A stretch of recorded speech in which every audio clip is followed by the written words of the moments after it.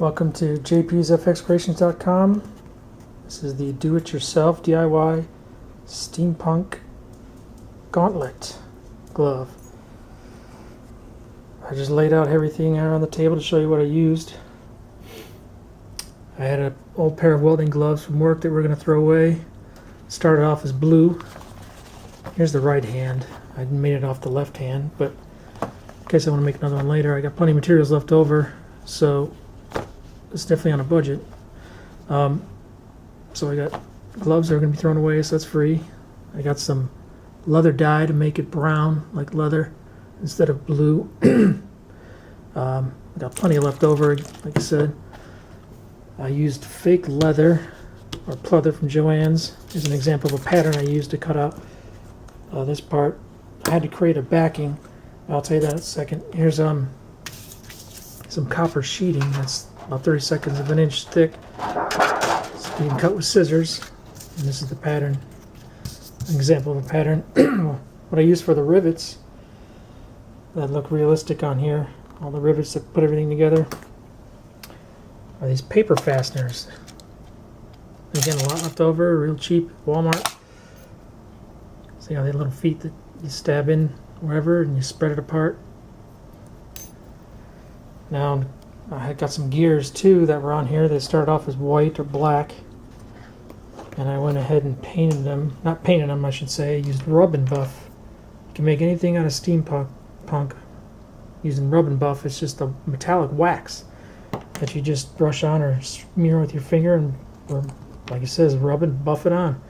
Here's gold for the two, so I use copper or antique bronze and gold. You can get silver and all the other metallics with it. Here's some of the tools, obviously scissors and a knife.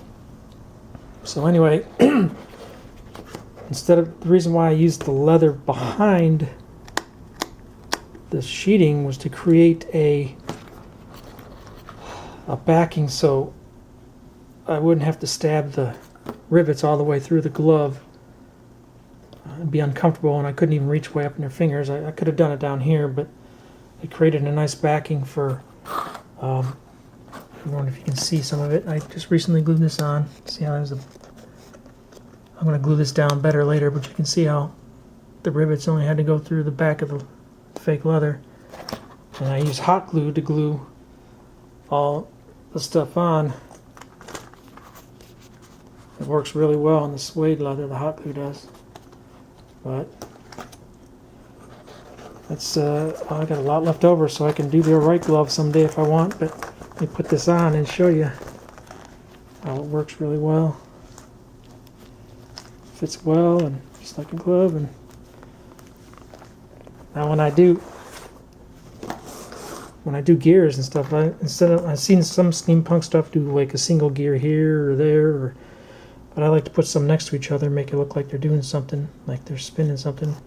Which I made mine still all spin. Here's a cooling fan blade for a computer. And an old gauge. It was black, but I put the rub and buff on there to make it look steampunk metallic. But that's pretty much all I could tell you. It's relatively simple and inexpensive, and easy to wear and put on, and I can move my fingers pretty well. Probably worked nice that it was a used old glove, so it's broken in. If you did a new glove, it'd be stiff, but that's alright. It's supposed to look strong, look like it's doing something, I guess.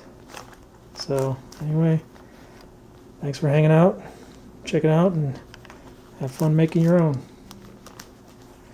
Bye.